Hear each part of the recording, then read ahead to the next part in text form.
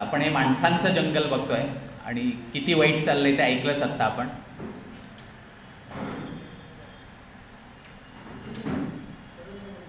अतिशय असॉर्टेड वेगवेगळ्या जंगलातले माझे काही अनुभव आणि त्याच्याविषयीचे विचार माझे अशा काही स्लाइड्स आणल्यात. याच ह्याच्यावरचा माझा एक 2.5 तासाचा PPT आहे, पण नंदू काका म्हटलं तुला फक्त 40 मिनिटं आहेत, त्यामुळे त्यातल्या काही स्लाइड्स मी उचलून आणल्यात. पहिली जी स्लाइड दिसतेय, मुळशीच्या जंगलात मी काही फोटोग्राफीसाठी गेलो होतो. एका ठराविक वृक्षाच्या फुलांचा फोटो हवा होता आणि फोटो काढताना माझ्या लक्षात आलं की माझ्या पायावर एक जळू चढली आहे, लीच. ती काढण्यासाठी मी जमिनीवरची एक काडी उचलली, तर त्या काडीने मला नमस्कार केला. असा ती काडी नसून तो किडा होता एक, त्याचं प्रेइंग मॅन्टिस, हे माहीत असेल तुम्हाला, ऐकलं असेल.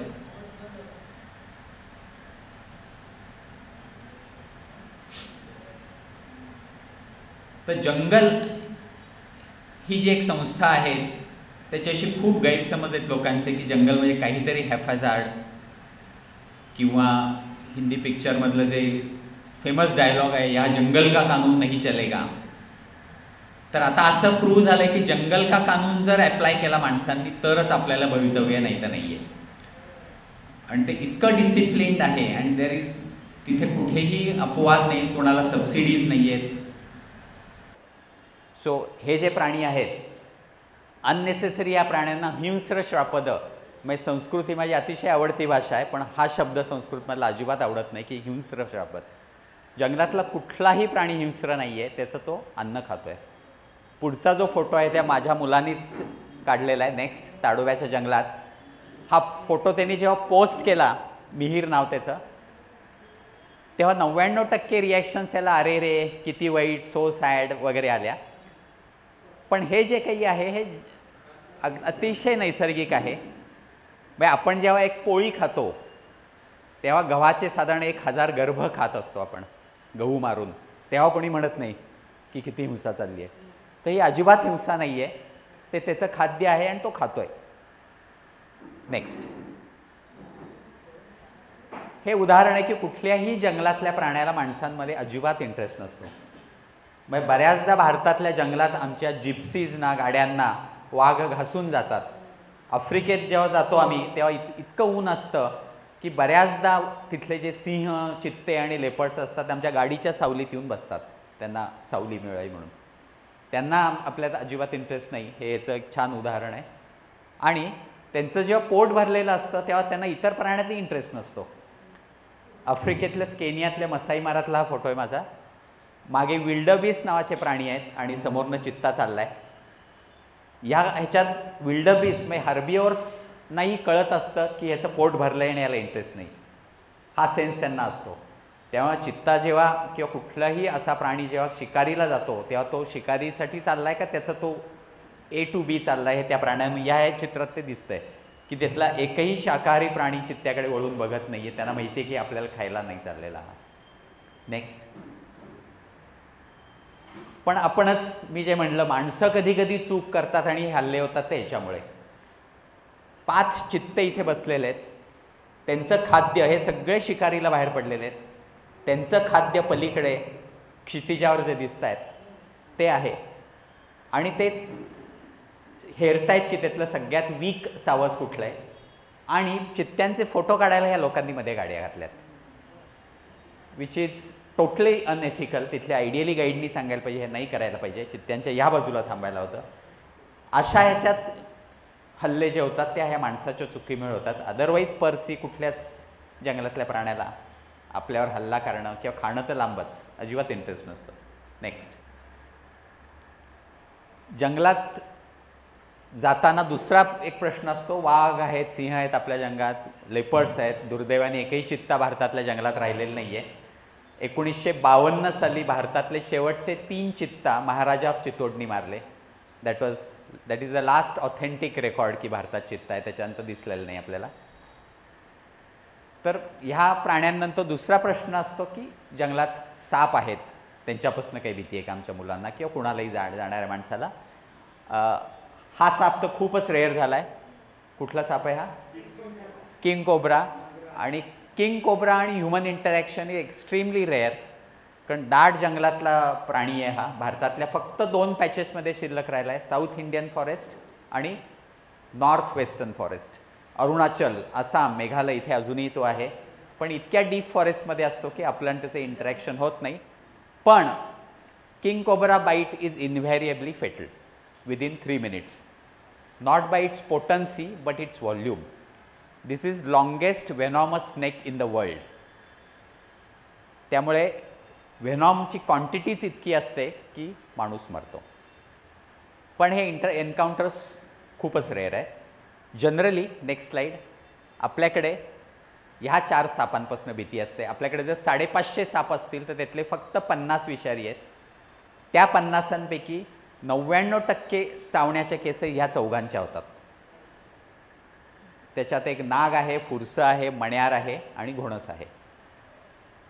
तर बऱ्याचशा बाईट्स आणि बऱ्याचशा डेथ्स ह्यांच्यापासून होतात. आणि तरीही साप चावून मेलेले जे आहेत, सगळ्यात डेंजरस प्राणी कुठला जगातला, मॅक्झिमम डेथ्स कुठल्या प्राण्याने होत असतील? Hippopotamus. Any other answer?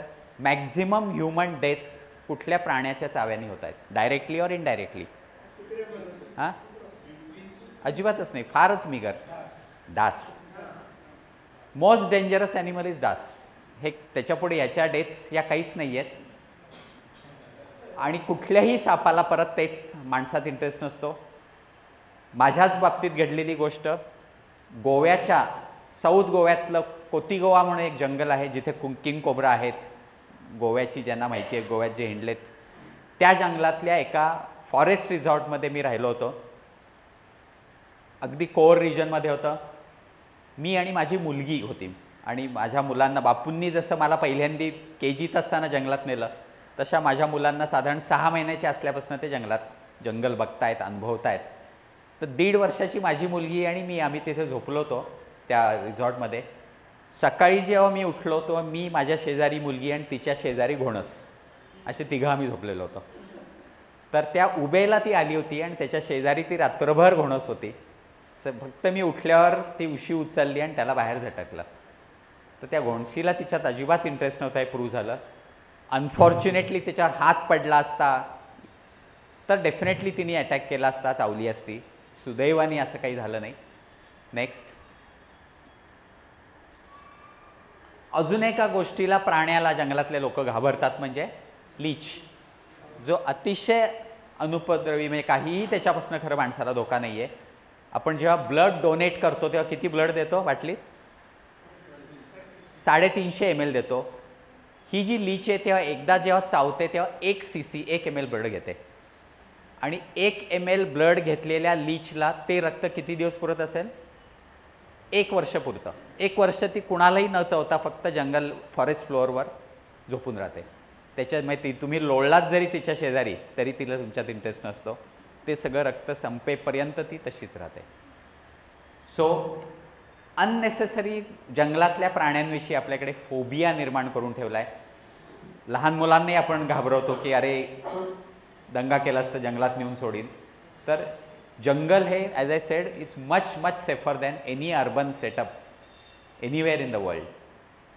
Leech ही एवढी छोटी जरी दिसली तरी त्याचं जे मेकॅनिझम आहे, 3 प्रकारचे. लीच जेव्हा चावते तेव्हा 3 केमिकल्स सोडते. फार इंटरेस्टिंग गोष्ट आहे. पहिलं जे केमिकल आहे, इट इज लोकल ॲनेस्थेशिया, भूल देते. भूल देऊन आपल्याला कळत नाही, लीच कुणालाच कळत नाही की लीच लागली आहे, बघितली नाही तर. दुसरं केमिकल जे आहे ती सोडते, इट इज कॉल्ड एज व्हॅझोडायलेटर. व्हॅझोडायलेटर म्हणजे ती जी रक्तवाहिनी आहे ती जर 1 mm असेल तर त्या केमिकलमुळे 10 mm होते, 10पट रक्त तिला मिळतं. आणि तिसरं केमिकल ती सोडते, इट इज अँटीकोॲग्युलंट, रक्त साकळणं बंद होतं. त्यामुळे लीच चावल्यानंतर जे पाय दिसत आहेत रक्त वाहत राहतं, ते थांबत नाही, कारण लीचने ते एक प्रकारचं केमिकल सोडलेलं असतं.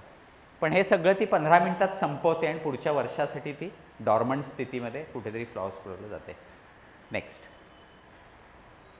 जंगलात किंवा निसर्गात अजून एक फार इंटरेस्टिंग गोष्ट म्हणजे नर आणि मादी यांचं जे सिलेक्शन होतं ते माणसांमध्ये होतं तसं होत नाही. माणसांमध्ये आपण मेट शोधतो, वधूवर जे शोधले जातात त्याचे क्रायटेरिया फार वेगळे असतात. सौंदर्य बघतो, पासबुक बघतो, इस्टेट बघतो, वडिलांचे पॉलिटिकल कॉन्टॅक्ट्स बघतो वगैरे वगैरे. प्राण्यांमध्ये एक अतिशय छान नियम आहे की जो फिजिकली ॲज वेल ॲज मेंटली फिट आहे त्याच्याशी लग्न करायचं. अगदी सिंपल. आणि त्याचं एक छान उदाहरण मी नेहमी देतो. कुठला पक्षी आहे हा? बाया, विवर किंवा सुगरण. सुगरणीच्या बाबतीत जो नर असतो तो घरटं बांधतो.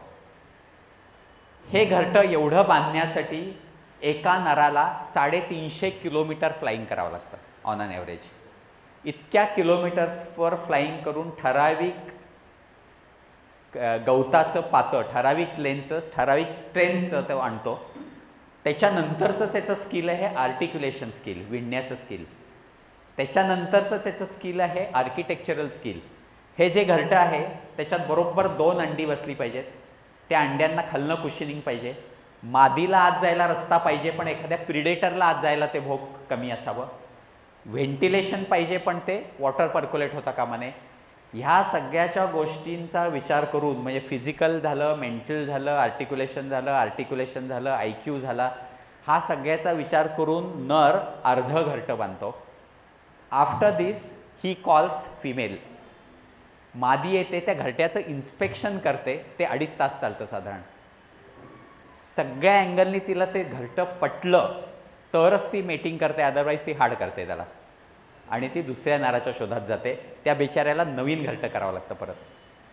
सो एबल ए मेल असेल तर त्याच्याशीच मेटिंग होतं म्हणजे पुढची पिढी तेवढ्याच ताकदीची हो. हा नियम आहे निसर्गात सगळीकडे लागू आहे.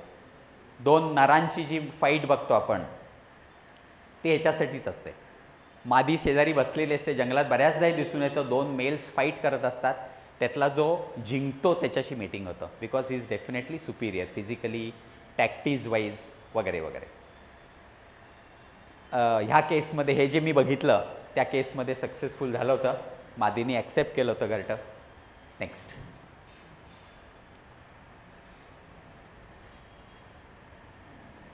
जंगल किंवा निसर्ग आणि ह्युमन सोसायटी ह्याचं कंपॅरिझन आहे सगळं. एक फार महत्त्वाचा फरक म्हणजे there is no medical science in nature. So any disease, any element is either treated किंवा डेथ इज द आउटकम. सध्या आपल्या पर्यावरणावर मेडिकल सायन्सेसचा प्रचंड मोठा बोजा आहे. एका माणसाला व्हेंटिलेटरवर 1 आठवडा किंवा 1 महिना ठेवणं याच्यासाठी प्रचंड एनर्जी खर्च केली जाते. खूप पोल्युशन करतो आपण त्याच्यासाठी केलं जातं. हा त्याच्यातल्या इमोशनल गोष्टी सोडून द्या. त्या गोष्टी जर सोडल्या तर निसर्गात मात्र कुठेही मेडिकल सायन्स नाही. हे जे चित्र बघताय हे काय आहे? तुम्ही बघितलं असेल जंगलात हिंडताना, निसर्गात हिंडताना. This is called as plant burl, BURL और plant bur. This is equivalent to plant cancer. हे जेव्हा होतं इन्व्हेरिएबली ते झाड मरतं सगळ्या बाजूने. हा ट्यूमर आहे थोडक्यात. झाडांचा ट्यूमर आहे. There is no treatment. Outcome is death of that particular tree. हे आपल्याकडे जर असतं तर त्याच्यासाठी काही म्हणजे माणसांचं जी केस असती तर त्याच्यावर कित्येक लाखो रुपये खर्च करून ट्रीट केलं असतं आणि त्याचा निसर्गावरचा, पर्यावरणावरचा बोजा ह्याचा विचार केला जात नाही. त्याची किंमत कधीही मोजली जात नाही या सगळ्या ह्याच्यात. हा तो प्राणी कुठला प्राणी आहे? चित्ता का बिबट्या? हा चित्ता आहे जो भारतात आता कुठेही दिसत नाही. टांझानियामधला फोटो आहे माझा आणि दुर्दैवाने हा नामशेष झाला. शिकार जी झाली ती चित्त्याची जितकी झाली तितकीच बिबट्याची झाली, पण हा नामशेष झाला आणि बिबट्या राहिला. कशामुळे असेल? परफेक्ट. ॲडॅप्टेबिलिटी, बदलाला सामोरं जाणं. निसर्गाचा हा जो नियम आहे ॲडॅप्टेबिलिटी, परिस्थितीची जो जुळवून घेतो तोच टिकेल, नाही तर टिकणार नाही. यांनी जुळवून नाही घेतलं. हा त्याच्या खाण्याविषयी, त्याच्या अधिवासाविषयी अतिशय पर्टिक्युलर. गवताळ कुरणच पाहिजे, खायला जंगली प्राणीच पाहिजे. बिबट्यांनी काय केलं? उसाच्या फड्यात राहायला लागला. ॲक्सेप्ट केलं त्यांनी ते. जंगलातले प्राणी संपल्यावर माणसांच्या जवळपासचे जे प्राणी आहेत, कुत्री, गुरं, ती उचलून खायला लागला. ही त्यांनी स्वतःच्या सवयीत बदल केला. त्यामुळे बिबट्यांच्या संख्येत वाढ होती आहे. व्हेरॅज चित्ते पूर्ण नामशेष झाले. भारतात एकही चित्ता नाही आहे, आता शिल्लक नाही आहे. चिमण्यांच्या बाबतीत तेच आहे. बदल जे झाले आपल्या ह्युमन सोसायटीत ते चिमण्यांना सहन नाही झाले. व्हेरॅज कबुतरं म्हणजे पारवे कावळे आणि बुलबुल ह्यांना ते सहन झालं, त्यांची संख्या वाढते आहे. This is called as natural selection. Next, discipline. मी जे मगाशी म्हणलं की जी आपण म्हणतो की जंगलात कानून नाही आहे, डिसिप्लिन नाही आहे, प्रचंड डिसिप्लिन्ड आहे जंगल किंवा कुठलीही नैसर्गिक संस्था परिसंस्था ही अतिशय डिसिप्लिन्ड आहे. आणि हे जे रूल्स आहेत they are followed for last millions of years without any government, without any police force or cops. Human सोसायटीमध्ये याच प्रॉब्लेममुळे डेव्हिएशन्स खूप, अपवाद खूप, सबसिडी आणि रिझर्वेशन्स हे कुठल्याही जंगलात दिसणार नाही. एखादा दमलेल्या वाघाला दुसरा कुठला वाघ कुठलं भक्ष्य पकडून आणून देत नाही, तर त्याला ते स्वतः मिळवावं लागतं, अदरवाईज तो मरतो. इंज्युअर्ड वाघ तो कितीही जंगलचा राजा असला तरी तो मरतोच, आयदर तो मॅन इटर होतो किंवा तो मरतो. हे कुठेही ह्युमन सोसायटीत जे दिसतं ते कुठेही दिसत नाही आणि इतकी डिसिप्लिन ही ह्युमन सोसायटीत नाही दिसणार. नेक्स्ट, हे most evolve animal on earth. हे जर डिसिप्लिन आणि हे बघितलं तुम्ही, यू कॅन कम्पेअर. कुठला प्राणी आहे? परफेक्ट, ओरांगुटांग हा प्राणी आहे. बोर्निओच्या जंगलात एका ग्रुपला घेऊन गेलो होतो, आपलाच होता, म्हणजे बियॉन्ड वाईल्डचाच ग्रुप होता, आणि त्यांना तिथली काही झाडं दाखवत होतो. बोर्निओचं सदाहरित जंगल आहे, रेन फॉरेस्ट, आणि तिथली झाडं ही बघण्यासारखी आहेत. हे ओरांगुटांग वरून आम्हाला वॉच करत होतं, आमची फोटोग्राफी चालली होती झाडांची, आणि ओरांगुटांग बघत होते की काय चाललंय. एक साधारण अर्ध्या तासाने एक ऑस्ट्रेलियन मुलगी माझ्याबरोबर जी होती ती म्हणली, अरे माझी लेन्स गेली कुठेतरी, हरवली. आणि आम्ही जेव्हा शोधली, नेक्स्ट प्लीज, की काय झालंय त्याचं, तेव्हा हा माणूस वर घेऊन गेला होता. 50 फूट वर जाऊन बसला, आणि त्या मुलीचं आणि आमचं जे चाललं होतं ते सगळं त्यांनी करून बघितलं. झूम इन, झूम आऊट, त्यातनं काही दिसतंय का. शेवटी त्याला लक्षात आलं काहीतरी वेडेपणा आहे यांचा. मग तो म्हणला ॲटलिस्ट एडिबल आहे का बघूयात, म्हणून लेन्सचे दोन्ही साईडची त्यांनी हे कव्हर्स खाऊन बघितले. खायलाही चांगलं नाही लागलं त्याला. नेक्स्ट, आणि हे ती लेन्स मागची तो तोडून खायचा प्रयत्न केला, आणि साधारण एक अर्ध्या तासाने ती लेन्सवरनं त्यांनी टाकून दिली की ह्याच्यापुढे आता कदाचित तो करणार नाही असं काही. पण हे अनुकरण करणं हे या प्राण्यांमध्ये दिसून येतं. पेरेंटल केअर हा अतिशय इंटरेस्टिंग विषय आहे, जो हायर मॅमल्समध्ये दिसतो. ह्युमन्समध्ये तो मॅक्झिमम आहे, पण आपण त्याचे काही नियम पाळत नाही आहे. ह्या मॅमल्समध्ये, जंगलातल्या मॅमल्समध्ये बघितलं तो रूल इज फार स्ट्रिक्ट आहे. 2.5 वर्षाचं एखादं सिंहाचं कप झालं, छावा झाला किंवा वाघाचा झाला की त्याला त्याच्या आईपासून दूर केलं जातं अतिशय रुथलेसली. ते जर वीक असेल, इंज्युअर्ड असेल, आजारी असेल तर तरीही ते बाहेर काढलं जातं आणि ते मरतं. पण आई त्याची नंतर काळजी घेत नाही, कारण आईलाच धोका असतो त्या पिल्लांपासून, आणि तोपर्यंत त्याचं ट्रेनिंग दिलं जातं, अतिशय मेटिक्युलस ट्रेनिंग केलं जातं. पण त्या ट्रेनिंग नंतर जर एखादं कमकुवत असेल तर मात्र दयामाया दाखवली जात नाही. असं कुठलंही पिल्लू आई पाळत नाही आयुष्यभर. हे वाघांचं ट्रेनिंग आपल्या इथल्या पेनच्या जंगलातला फोटो आहे. ओके, ह्याला एक अतिशय इंटरेस्टिंग अपवाद मला टांझानियाला एक गोरोंगोरो क्रेटर म्हणून प्रकार आहे. खूप मोठं व्हल्कॅनिक क्रेटर आहे, पूर्वी ज्वालामुखी होऊन गेला आहे, आणि त्या क्रेटरमध्ये प्राणी आहेत, वाईल्ड ॲनिमल खूप आहेत, प्रचंड आहेत. त्या क्रेटरमध्ये मी गेलो होतो, आणि फार इंटरेस्टिंग एक फिनॉमिना बघायला मिळालं की जंगलातला आपण जो नियम म्हणतो ते मध्ये जो म्हशीसारखा प्राणी आहे त्याचं नाव आहे केप बफेलो.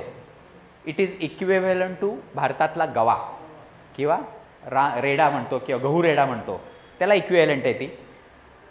1000 केप बफेलोंचा कळप होता, आणि एका ती केप बफेलोची एक हे आहे, फिमेल आहे, आणि तिचं पिल्लू डावीकडे दिसतंय, अर्धं चाललंय. त्या पिल्लाच्या मागच्या पायाला एक ट्यूमर झाला होता, आणि ते लंगडत होतं ट्यूमरमुळे. त्याच्या स्पीडमुळे बाकीच्या हर्टच्या स्पीडवर इफेक्ट झाला होता, बाकीचं सगळ्या हर्ट त्याच्यामुळे स्लो झाला होता. त्यामुळे त्या पिल्लाला त्या हर्टच्या चीफने बाहेर काढलं, चक्क लाथ्याने त्याला बाहेर काढलं की तू बाहेर जा, तुझ्यामुळे आम्हाला प्रॉब्लेम आहे.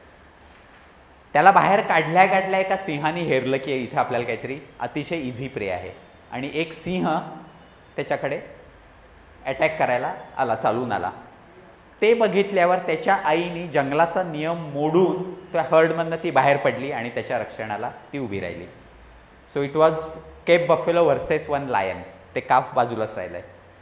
पण केप बफेलो हे इतका पॉवरफुल ॲनिमल आहे, म्हणजे म्हणजे मी केनियाला किंवा आफ्रिकेच्या जंगलाचा राजा सिंह नसून म्हैस आहे असं माझं स्पष्ट मत आहे. कारण त्याची स्ट्रेंथ आणि त्याचे इंटेलिजन्स कोशंट हा सिंहापेक्षा नक्कीच जास्त आहे. So it was 1 Cape buffalo versus 1 lion. Cape buffalo was far superior. हे लक्षात आल्यावर त्या सिंहाने अजून एका सिंहाला बोलवलं. So 2 lions versus 1 Cape buffalo. Still Cape buffalo superior. मग एका लायनेसला त्यांनी इन्व्हाइट केलं. आता इट वॉज 3 वर्सेस 1. मग एक लायनेस त्या केप बफेलो लांब घेऊन जायची उलकावणी दाखवत, तेव्हा हे दोघं सिंह त्या काफवर हल्ला करायचे. हे साधारण 1-1.5 तास असं चाललं 1 वर्सेस 3. पण शेवटी सक्सेस मिळालाच, कारण it was not a fair deal. आणि काफला मारलं. काफला मारल्यावर केप बफेलो काफकरेन गेली, हुंगून तिने कन्फर्म केलं की मेलं आहे, रेस्पिरेशन थांबलं आहे बघितलं. And then she left the scene आणि शी जॉईन द हर्ड. जाताना सुद्धा 3दा तिने मागे वळून बघितलं, खरंच गेलं नाही आणि कसे खात आहेत आपल्या पिल्लाला. इट वॉज इतका ह्युमन टच होता. तर असे काही एक्सेप्शनसुद्धा जंगलात बघायला मिळतात. ह्या गोष्टी फक्त जंगलात गेल्यावरच कळतात, ते कुठेही पुस्तकात दिलेलं नाही आहे.